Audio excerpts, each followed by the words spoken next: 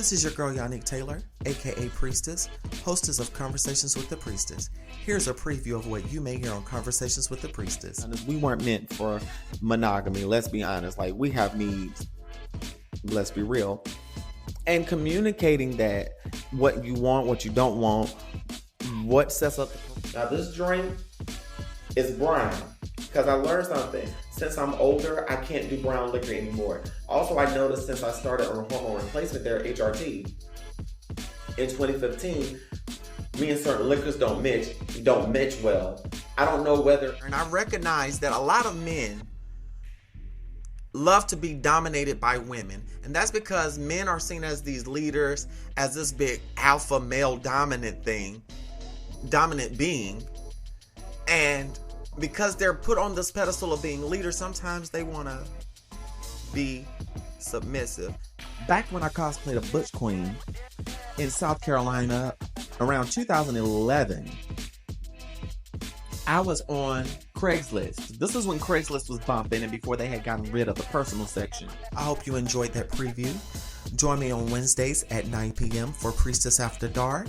Full video versions of the podcast can be found on patreon.com/CWT-Priestess, and join me on Fridays at noon for our regular Friday post. Live, love, and be free. Smooches.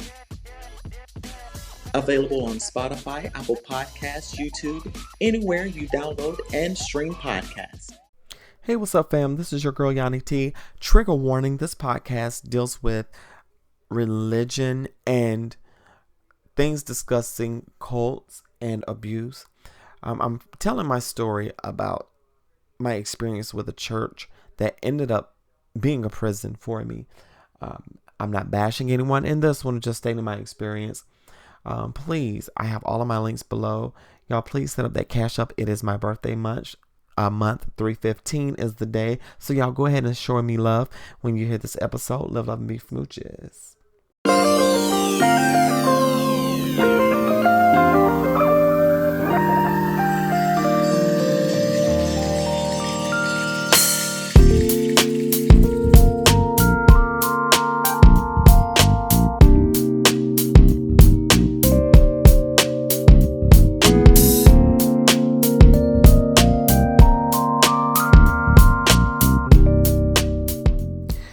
What's going on, everybody? Welcome to another episode of Conversations with the Priestess. So glad to be with you all. And thank you to those that have partaken of the sneak preview. By the time that some of you hear this podcast, many others will have caught the preview on the various apps that I'm on. So this particular episode, trigger warning, this is dealing with a subject that I talked about before on here. The time that I went to this church, that was basically like a cult. So without further ado, here it goes. This all started in 2004 when I graduated from high school and was going to college. At this point, I had been trying to figure my sexuality out, and because of the Christian fundamental home that I was raised in, that's a major no-no if you're same gender loving and in the church and you're a homosexual. And my family and I, before I went to college, had gotten into a nasty argument over that I found out years later that was the point of the argument. And during this time, I had been going to different churches, figuring things out. And at one church, they tried to pray the gay away, but I ended up joining this particular church. And how I got to be a part of this church, I had met this guy on Black Planet. This is back in the day when Black Planet was bumping, okay? So this guy and I, and again, I'm speaking in code, so I won't expose anyone. So here we go. So at this point, I'm trying to figure things out with me, and I'm speaking to this guy. We'll call him Eugene. Eugene said, "Oh, you've got to come to my church." I was dealing with, because we met because we was on some kind of dating type shit, that teenage puppy love type shit. So we had been talking for a few months because I was like hitting up people in the area to kind of get familiar with the area that I was going to college with. So he and I ended up chatting a little bit more, and then I noticed he started talking about, oh, I'm delivered, I'm not gay no more, stuff like that. You know, people that struggle with their sexuality, with their identity, the first thing they do, they run to religion and be like, the Lord. And I said, okay, because I was kind of wanting that for myself, but I was still liking what I was doing. And I'm going to get into all of the specifics, how I got to where I am now. So in this, Eugene and I was hanging out. We never had sex or anything, but that's going to play out later on in the story. So Eugene and I, we actually, we talked or whatever, and I went to his church finally, and they prayed, they prophesied to me and laid hands on me. I said, okay, I'm on the right path. I'm on the right path. And it started as, like a whole Bible infused, trying to make a proper person out of me, making me straight, making me, cisgender, all of that. And went along fine. But then it started getting to a point to where you had to be in church all the time. And I'm like, well, I'm a college student, so, I'll balance it out. And I did a good job of balancing it out. And I had my fun. But it started getting hectic to when I started noticing patterns. And in these patterns,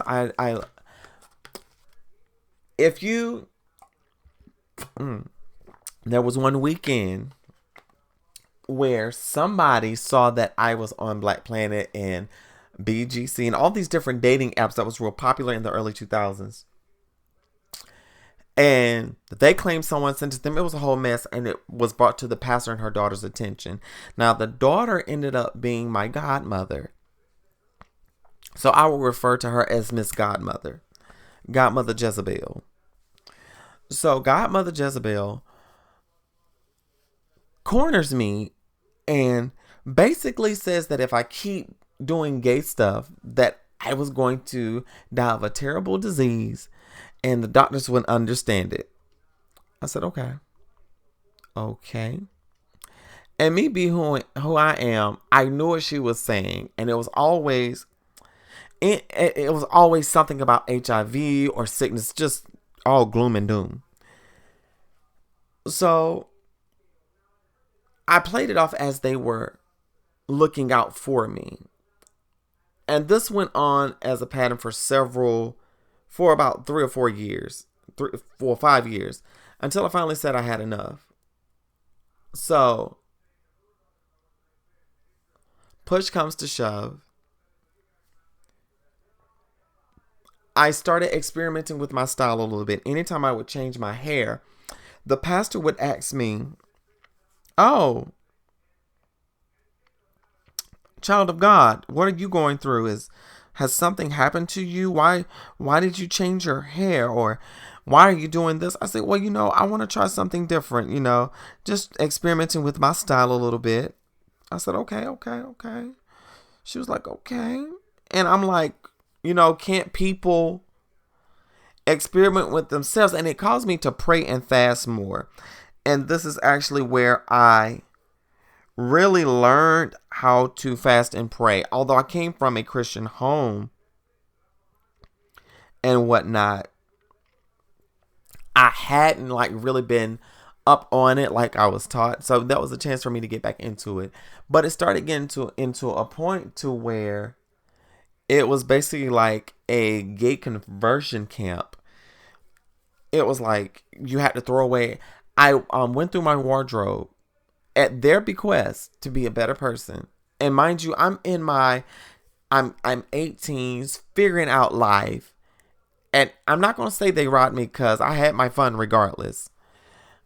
But it got to a point to where I started second guessing myself in my spiritual walk. And I didn't like that. Now that I think back on it, it was a mess. So they would have this thing to where they would give you some activity to do or give you certain people to help you pray when you felt weak, which I realize now was some of the stupidest things that I've ever heard of. So at this point, it got to a point to where they were constantly calling out people for being gay and stuff.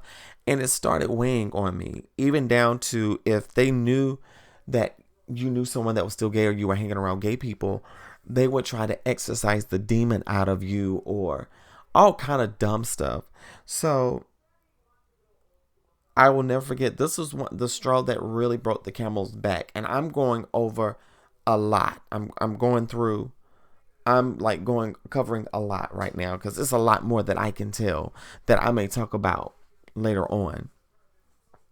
So I was in a crazy relationship, and y'all have heard me talk about my abusive relationship that I was in around 2010. So at this point, I'm living with my ex, well, my now ex. My then lover and I were living together, and during this time was a crucial point at the church. I started sitting back. I said, you know what? I'm going to sit back and observe the situation. So I sat back and I observed. I started seeing how cutthroat Godmother Jezebel was. One of the things, and I started thinking back on everything that I experienced at that particular ministry. So I began to look back at how every time I started meeting new people, it was an issue with me meeting new people because they didn't know them, or they would always have something to say about my friend's point in case. Several months before, I started observing. I had wrecked my car, and one of my friends brought me to church that day. And this particular friend is very flamboyant. They're non-binary and flamboyant. And I love it because that's my best friend. They were there for me during a nasty breakup. They were there for me, helping me out. They took me to a gay club for the first that I hadn't been to, a place that I hadn't been to in ages. He helped me. And I will say this, he helped me really come to terms with who I am because I wanted to be like him. I wanted to be like my friend. I wanted to be like him. So at this point, he dropped me off and I got asked a question, who is that? By Godmother Jezebel and her mom. I said, oh, that's my friend. He brought me to church and he's looking out for me, making sure I'm okay. They cool. And the first thing out of her mouth is, oh, he's gay. I was like, yes. I was like, but that's none of my business. I'm like, we're just friends. I said, I invited him to church, but he has to work. I said, he's good people. Like, I immediately started defending my friend because I felt some type of way about that. Like, don't sit there and you claiming to be a prophet of God, but you're sitting here trashing people because they're a little bit different than you. And I started seeking God for myself at this point. And at this point, all of this is going on, and I'm dealing with an abusive lover. And for several weeks, they had been hounding me about money for the pastor's anniversary, which was on the same day that I was moving across town, which they would not help me move, by the way. This is a long story. And they were hounding me, and I started getting stressed out because one of my close associates, it was like a family structure. And this is where it gets really cultish. Everyone was somebody's godson or goddaughter. And we always called them mom, dad, different things like that. And if you stepped out of those bounds, it was a major issue and you would be ostracized. Also, whenever they called you to help them, you had to come, or either it would be a major issue or there would be a meeting with the pastor as to why you didn't want to come and hang out with some of the members. Case in point, before the demise of my abuse, like not long after before, this was actually before the relationship, I had a video game night with some of my friends. I was like, I want friends outside of the church. So I still would have my friends and do what I needed to do for me. I would go shopping. I would even spend time for myself, and I would be worried that somebody would pop up. So anyway, I ended up, oh my gosh, this is so crazy. So I ended up just doing my own thing. I ended up having a video game night with my friends, and she pulls up outside and says, oh, meet me outside. I said, what's up? They was like, oh, you got some money? I could borrow you. One of the many times I said, well, I really don't have it right now. And was like, oh, well, why don't you have it? I'm like, I just paid all of my bills and I have other things to take care of for me. She was like, what things do you have to take care of? And whenever she did this, it was more so like a control thing. This is why I call her godmother Jezebel. It was a control thing. And she would always badmouth people as if they did her wrong, which I now realize she was doing it to save face, and she was a narcissist and all of that. But at the video game night, my ex was actually at family's house this particular night, and my friends and I, we were having a video game movie night and having drinks. So she pulls up with Eugene, and she was like, oh, what you doing? I said, oh, me and some of my friends are hanging out. And she was like, oh, what y'all doing? I said, we're having a video game night, which in reality, I knew it was going to be, we're going to drink, smoke, fuck. That was basically what it was given. But I didn't want her to know that because it was none of her business. So she and I, we ended up meeting or whatever. And she was like, well, what are you doing? Who do you have in your house? And she had this look on her face like, you're up to no good. I'm a prophet of God complex. So she asked me, well, who's in your apartment? I said, these some friends. And she was like, well, why didn't you invite Eugene? I'm like, I didn't know. I was like, I didn't know what to say. I was like, it was spur of the moment. This was planned last minute. I said, I don't have a problem hanging out with him, but I wanted to hang around with my friends because we haven't gotten together in a while. You know, she was like, oh, well, think about it next time. And that was a common thing. If you had events, they made you feel like you had to invite other people from the church. And during this period, I'm going through a nasty relationship. And during this particular time, I was getting my ass beat on a regular by this particular ex. And at the same time at the church, I was getting called out for being queer, for being who I am. And it really stemmed from, also, it really came to a head the first time I did drag.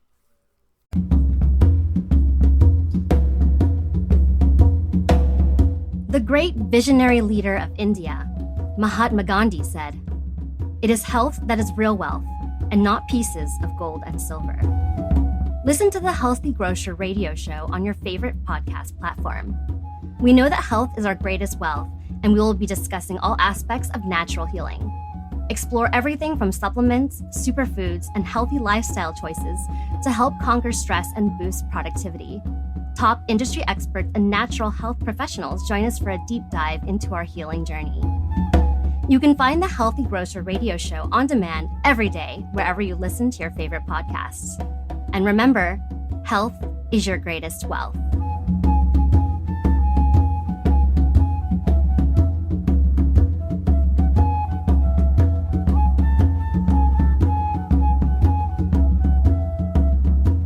And it was something. They made me fast and pray, go on a consecration. And that was another way that they would control. They would always make you go on a consecration. Granted, yes, I know cleansing yourself spiritually is what's right, but don't make fasting and doing spiritual rituals a punishment because you did something that you wanted to do and you have the ability to repent. This is why I call it a cult, because it was a lot of restructuring a lot of tearing down of people and really manipulating them mentally and gaslighting. So this is one of the instances of gaslighting. I will never forget. I had been unfocused because of the relationship and the domestic abuse that I went through. And one day we were talking, and Godmother Jezebel, she's driving the car that we were in, and I'm just chilling or whatever, riding with her, and she's like, "What's up with you?" I said, "Nothing." She was like, "You've been on my mind. What's going on?" I said, "Well, I'm gonna be upfront with you. I was dating a guy, and at this point, I'm like, you know what? I don't give a fuck anymore. Like, I didn't know how to tell her I was dating a guy that was beating my ass. And I didn't know how to tell her that. So I said, well, I was dating this guy and it didn't work out because he likes to get physical and put his hands on people. And I got tired of that. And she was like, well, are you okay? I was like, it's settled. I don't really want to talk about it. She was like, well, that's what you get for being gay. I'm like, what, really? I just went through an experience where I could have lost my life. My ex choked the shit out of me. I have bruises on my neck. He's busted my eye and I'm lying about it. You know the signs of abuse because you claim you're a survivor. So where's that sympathy for me? You're more so worried about who I'm fucking and who I choose to love. So it was then at that point that I decided, you know what? I'm out. So for a couple of months, I planned my exit. I started looking for another place to stay. And it started boiling to a head when I moved across town. So what I did before I moved across town, I left the church. No, not long after I left the church, I moved across town, but never told anybody where I went. So it was at this point, I was dating this guy, and I missed this man.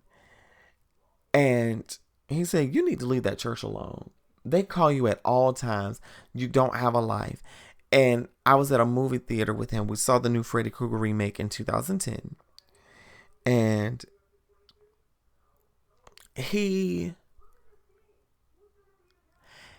saw what they were doing. They would call me to come take them to work. And I would have to go to work myself.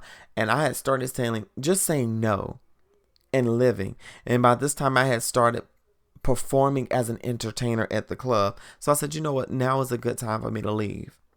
So I planned my exit very carefully. When I moved across town, I said, I'm not going to tell them where I go. And I also did that because of my ex. Well, I stayed across town for a little bit. And I left the church. I left that church one Sunday. I will never forget it. Summer was approaching. It was like in May, early June. And I said, I need to speak with you, Pastor. That Sunday, I didn't say anything. I started packing up all my equipment. Anything that of my church that was at the church of mine, I got it. And I talked with the pastor. She was like, what's going on? I said, I'm leaving the ministry. This is my last day with you all. And the pastor said, well, why? I said, well, I feel like it's time for me to move on. And I feel like I no longer have a place here anymore. I really want to say I don't feel welcome because all you do is tear me down and make me feel like shit for being a human and for being gay.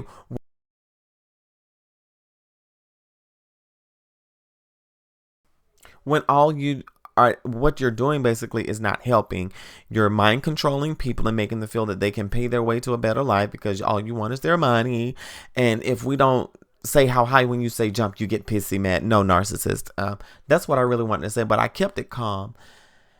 And needless to say, a few years later, I did write a letter to the pastor and she never acknowledged it. I never got a response and I'm okay with that. But I finally left the church and I got phone calls for several months straight about I need to come back to the church because I left safety. I need to come back to the church because I'm out of God's will. All kind of things. And it was a lot of scare tactics. And she then tried a failed attempt to use voodoo against me, which what she does not know is, baby, you don't know who I am. You don't know what I know, because she was seeking heaven's hound dogs on me. I said, I can't find anywhere in the Bible where heavens have hound dogs. So I said, you know what? Return to sender. Everything that you send to me, I send back to you. And I didn't hear from her. Mind you, by this time I had gotten a phone on my phone account, and she never paid me for the phone. And when I confronted her about it, she said, I just want the phone. I don't want to pay for anything. I said, okay, it will be disconnected. So I ended up disconnecting the service and getting a whole new phone number. And mind you, remember Eugene that I told you about? Well, in between the times, Eugene and I was fucking around the whole time that I was at this church. We had an intimate relationship the whole time and a sexual relationship at the same time. Well, I kind of distanced myself from Eugene because he was still going to that church. Not long, and it's crazy because before I left that church, I had this dream and this epiphany that once I left this church, it was going to crumble. Well, not soon after I left, the church crumbled. It crumbled. It crumbled.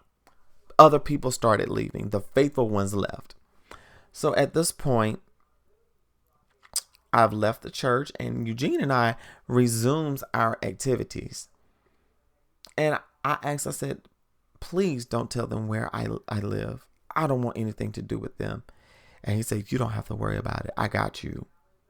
So we actually grew distant, and I'm glad that person is not in my life anymore either. But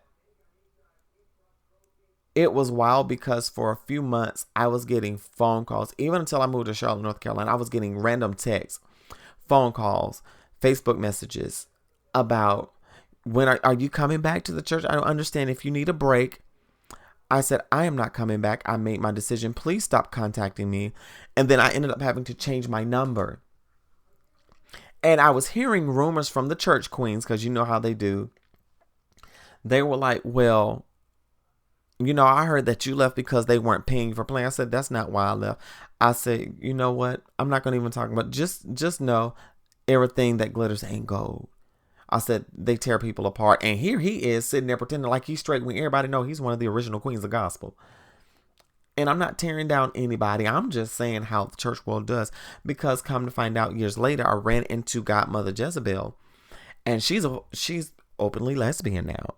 And I have no problem with that, especially when you accept you. And I realized in hindsight, what happened was a lot of projecting onto other people. And they were projecting their issues. And I think about everything that I went through at that church, and I realized it made me stronger. It did give me trauma because I finally got them out of my system after I moved to Charlotte. And I'm so grateful. And the reason being was because I needed to find me, and I started finding myself. I really started finding myself after that. And I reconnected with myself. And I remember any time that I started finding myself at that ministry, that cult, I was told, you're too prideful. I don't like this arrogant attitude that you have. I was like, oh, I said, well, I'm just enjoying my life. I said, it's not an attitude. I'm just embracing me. And then it was like, after I left that ministry, my life got so much better. I ended up moving back home. And I'm so glad that I left that. I was actually in a cult, y'all. I was at their every beck and call. But I survived it. And I will never forget when I started pulling away from them. I would get phone calls and be like, oh, what's going on? Do you want to pray? I'm like, no, I'm good. And the pastor's son and her friends would come and prophesy, oh, you need to fast. You need to consecrate yourself. And I was already doing that without anybody having to tell me that. I'm like, you know what? I'm glad I left So now I can just do me. I could just do me. And I've been doing me. I'm doing me. I'm happy. I'm satisfied, and I'm thankful. So that's the story about the time that I was in a cult. So y'all live, love, and be free. Y'all, if y'all love the story, please share. Show love to someone, because you never know what they may need. And I'm still healing from the trauma. 10 years later, I'm still healing because I'm finally dealing with it. So y'all gonna hear some more about some little things about that. So y'all live, love, and be free. Smooches.